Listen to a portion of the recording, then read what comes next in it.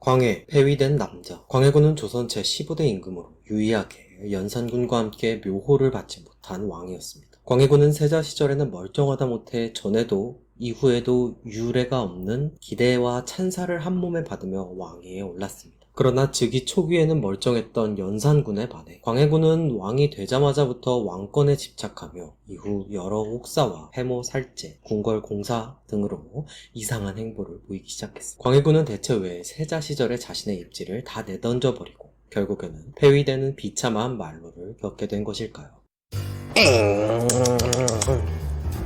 역사 꼰대. 광해군의 세자 책봉은 선조의 몽진을 결정한 후 갑자기 책봉됩니다. 광해군의 세자 책봉이 결정된 후 바로 다음날 책봉식을 하였습니다. 이는 임시 책봉이라는 이름으로 진행되었고 후일에 다시 분란이 됩니다. 일단 광해군의 이야기를 계속하자면 광해군은 세자가 된 후 몽진을 떠난 선조를 대신해서 평양성전투에 참전하고 선조의 분조로 인해 사실상 왕으로서의 역할을 수행하였고 이후 선조를 만났을 때도 선조가 나란 일을 광해에게 맡기고 요동으로 가겠다는 말을 들으며 반대의 목소리를 높였습니다. 한양이 수복된 후 광해가 세자궁에 머무르자 선조는 명나라에서 책봉을 해주지 않았음을 들어 광해의 세자 책봉을 무효로 하려고 하였고 또한 앞서 임시 책봉이었기에 전란에 임시로 책봉했다는 것을 들어 광해를 세자 자리에서 내리고 이후 나올 영창대군을 세자로 바꾸려고 노력하였습니다. 그러나 딱히 그럴 명분은 없었고 다만 선조가 몽진시 자신을 대신해 광해군이 왕의 역할을 했기에 마치 이순신을 질투한 것처럼 광해군도 민심과 신하들이 존경하고 우러러보는 존재가 되는 것에 불만과 질투를 느꼈기에 이런 행동을 한 것으로 보입니다. 하여 잦은 선양 퍼포먼스로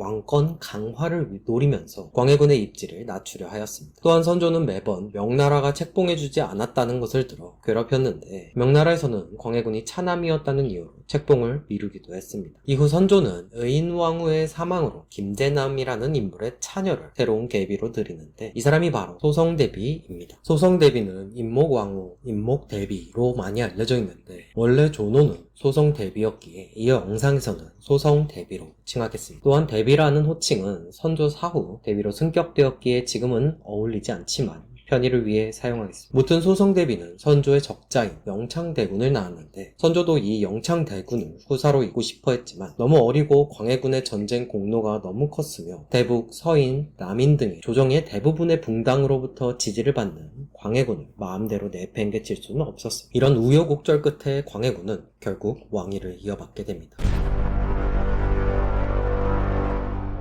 광해군은 왕이 되기 직전까지도 선조의 의심을 받아야 했습니다. 하여 선조가 죽기 바로 직전까지도 후계 문제를 확실히 마무리 짓지 않았었는데 자신의 생명이 다한 걸 느꼈는지 선조가 광해에게 왕위를 넘긴다는 교지를 쓰게 하였습니다. 이 상황과 이 이후의 이야기들을 어느 정도 알려면 붕당에 대해 알아야 하는데 간단하게만 설명드리고 다음에 붕당에 대해 심도 있게 이야기해 보겠습니다. 먼저 이 당시 붕당은 광해군을 지지하는 서인, 남인, 그리고 북인 중 대북파가 있었습니다. 반면 영창대군을 지지하는 소북파도 있었는데 선조대에는 영창대군을 왕위에 올려야 한다고 주장했었으나 광해군이 즉위한 후 소북파는 청소북과 탁소북으로 나뉘어서 청소북은 광해군 즉위 후 대북에 붙어 정권을 유지하였고 탁소북은 유영경이라는 인물을 중심으로 광해군을 지속적으로 괴롭혔습니다. 이때 당시에도 선조의 교지를 숨기고 왕위 계승에 혼란을 주었는데 이후 소성대비가 광해군의 후계를 인정하여 정식 왕이 될 수 있었습니다. 문제는 이 이후였는데 왕이 된 광해군은 임해군을 죽이고 공산옥사, 개축옥사라고 불리는 영모사건을 직접 관장한 일, 폐모살제로 불리는 소성대비 위패 및 영창대군의 사망, 방조, 과도한 궁궐 축조, 대소신료들에게 믿음을 잃기 시작한 대동법 반대와 중립 외교라고 불리는 외교정책, 공명첩을 활용한 외관 매직, 풍수지리 같은 점성술 신봉 등 언급하기도 힘들 정도로 많은 잘못을 저질렀습니다. 그렇다면 대체 왜 광해군은 세자 시절에 그 나라를 위해서 목숨을 바치는 솔선수범하는 왕실의 일원으로 그 선정을 유지하지 못하고 바르게 성장하지 못하고 삐뚤어졌을까요?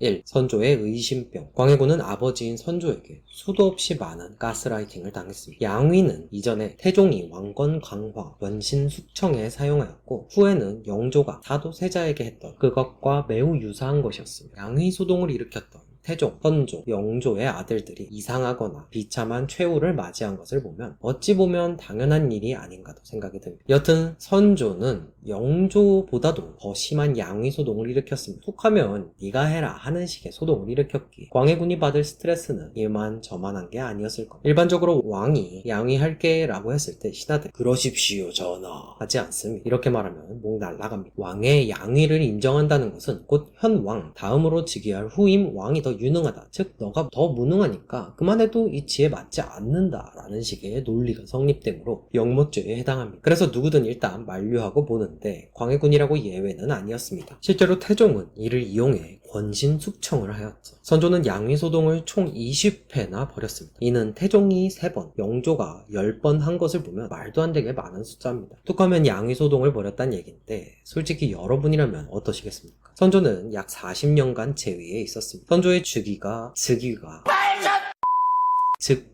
1567년이고 이후 1592년 임진왜란까지는 치세였으니 넘어가면 25년간은 조용했다고 칩시다. 나머지 15년 동안 외란 시기를 합친 이 시기에 선조는 15년 동안 20회에 달하는 양위소동을 벌였다는 얘기인데 매년 1회씩만 해도 5회가 남습니다. 대소신료들은 그냥 상사의 또라이짓에 또 지랄하네 할 수 있지만 광해군은 양위가 되면 자기가 왕이 돼야 합니다. 그 태종 이방원조차도 상왕이었던 자신의 형 정종, 태상왕이었던 자신의 아버지 태조 이성계를 그렇게 신경 쓰면서 지냈습니다. 그런데 광해군이 왕이 되고 선조가 상왕이 된다고 생각해보세요. 얼마나 갑갑하고 토 나올지 상상이 가십니까? 그 의심병 그득한 선조가 상왕인 게 영조가 대리청정으로 사도세자를 두었던 걸 보면 광해군도 만약 양위가 이루어졌다면 사도세자랑 똑같은 전례가 됐을 겁니다. 사실 이루어질 확률은 거의 제로에 가깝습니다. 선조가 정말 양위를 결정한 게 아니라면. 그렇다면 선조의 의도는 뻔하죠. 태종이 했던 왕권 강화 권신 숙청, 태종이 했던 그걸 모를 리가 없는 대소신료들과 광해군이 얼마나 스트레스를 받았어요. 단순히 스트레스를 받아서 그렇게 됐으니 정상 참작하자라는 의미는 아닙니다. 그 극도의 스트레스로 인해 충분히 광해군의 심경의 변화가 생길만 하다는 거죠. 선조의 아들 중 임해군, 순하군, 그리고 정원군이 정신병이 있는 포악한 사람들이었다는 사실, 과연 선조의 의심병과 전혀 무관했을까요? 그리고 후일 사도세자가 똑같은 정신병을 얻은 것, 영조의 교육 집착, 양위소동, 과연 아무 관련이 없을까요? 정신병은 현대에도 고치기 힘들며 지속적인 관심과 치료가 필요한 질병입니다. 또한 그 원인은 타인에게, 그것도 친부에게 나온 거라면 어떨까요? 조선시대에는 분가도 결혼을 해야 가능합니다. 그러나 이건 일반 백성에 해당하는 것이고 왕족은 분가라는 개념이 사실상 없죠. 아버지가 사망할 때까지 계속 같이 살아야 하는데 미치지 않고 정신이 배겼을까요? 이 당시 정신병에 대한 이론도 없고 그냥 세자께서 총명함이 흐려지셨다 라는 말로 미친놈 됐다를 간접적으로 표현하는 사실상 미친놈 취급 정도밖에 하지 않았기에 우리는 그냥 미쳐버린 거라고 생각하기만 했을 겁니다. 진짜 태생적 사이코패스라고 하는 순하군이나 그의 버금가는 임해군, 정원군은 원래 정신에 문제가 있을 수도 있지만 광해군이나 사도세자는 청정기 기록은 다 총명했다, 천재였다 등등의 칭찬 일색입니다. 과연 선조의 의심병, 영조의 집착 및 교육열이 사람을 어디까지 끌어내렸을까요? 2. 선조 따라쟁이. 광해군은 처음에는 의심병이 없었을 가능성도 있습니다. 하지만 선조가 저렇게 의심하는 것을 보고 왕의 자리는 사소한 거라도 의심하고 봐야 하는 거구나 라고 깨달았을 수 있습니다. 한 예로 광해군은 목사를 지속하다가 후일 인조 반정의 모의를 이반이라는 사람이 밀고 했을 때는 또 지쳐서 신경 쓰지 않고 꿍들과 연애에 빠져 내버려 둡니다. 이를 보면 광해군은 자신에게 맞지 않는 옷을 입었다는 생각이 듭니다. 자신은 원래 이런 사람이 아닌데 선조의 선례를 보고 이렇게 하면 선조처럼 강한 왕권을 가질 수 있을 것이라고 착각한 것이죠. 광해군은 이반의 밀고를 듣고 이미 알았을 수도 있습니다. 내 왕으로서의 생활은 끝났구나 라고요. 가령 이런 가정을 해볼 수 있겠습니다. 광해군은 어린 시절과 세자 시절 아버지 선조의 붕당들을 잘 제어하고 왕권을 잘 유지하는 것을 보면서 그러한 선조의 능력에 감탄합니다. 이에 처음에는 이렇게 해보려 했으나 임진왜란이 발발한 7년 동안 선조는 그동안의 노력을 다 허사로 만들어버리는 몽진을 결정하고 또 실행하며 자신에게 분조를 맡깁니다. 그러면서 자신의 입지는 상승했지만 왕인 선조의 입지는 떨어지는 것을 보며 어떻게 타개할지 지켜보죠. 그런데 선조는 양위 소동을 일으키면서 왕권을 되찾아옵니다. 이를 본 세자 광해군은 이렇게 생각하죠. 아, 왕이 강하게 나가면 왕권이 강화되는구나 라는 착각을 해요. 그리고는 이후에 왕이 된 후 광해군은 자신의 생각대로 움직입니다. 자신의 입지가 조선의 역대 왕 그 어느 누구도 비빌 수 없을 만큼 강한 상태였다는 사실을 간과한 채로 말이죠. 게다가 광해군은 중요한 사실을 망각했죠. 선조는 아주 악랄할 만큼 치밀하고 똑똑한 사람이라는 것을 광해군이 이 중요한 사실을 간과했기 때문에 광해군이 하려 했던 왕권 강화는 실패가 되어버립니다. 또 한 가지, 선조대는 말도 안 될 정도로 인재풀이 넓었습니다. 군인으로는 이순신, 권율, 신립 같은 장수들이 있었고 신료들 중에는 유성룡, 이산해 등 정말 다양한 인재가 있었습니다. 이는 이 시대가 인재가 많았다라고 해석할 수도 있지만 선조가 그만큼 유능한 인재를 잘 알아보고 뽑았다로도 이해해 볼 수 있습니다. 하지만 광해군은 그렇지 못했죠. 자신의 왕권을 지지하는 기반이었던 이라고 하기보다 그냥 거의 모든 대소신료들이 자신을 지지하고 있는 상황에서 인재를 제대로 뽑지도 제대로 활용하지도 못했으며 오히려 다 쳐내거나 반대로 상대가 없게 하늘을 높이 띄워주었죠. 즉 광해군은 애초에 선조처럼 할 수 없는 사람이었습니다. 오히려 임진왜란 때 평양성 전투 지휘를 한 모습이나 이후 옥사를 여러 번 거치면서 죽여버리거나 숙청해버리는 모습은 마치 고려시대 무신 정권과 너무나도 흡사해 보입니다. 즉 광해군은 무인의 모습에 가깝지 않았을까. 만약 그랬다면 차라리 효종처럼 비내빈 강씨에게는 강경하게만 대응하면서 효종이 내세웠던 북벌론 같은 어떤 자신의 왕권 강화와 그 당시 명, 후금의 외교적 이점을 잘 파고들어 군비 확충 및 군제 개편을 했으면 좋지 않았을까 합니다. 물론 미내빈 강씨와 소성대비는 그 급과 영향력의 차이가 다르긴 했지만 그냥 선조 하위 호화. 선조는 앞에서 설명드린 것처럼 굉장히 똑똑한 사람이었습니다. 그 많은 인재들과 국정을 운영하면서 전란의 7년을 제외하면 왕권이 약한 적이 없었죠.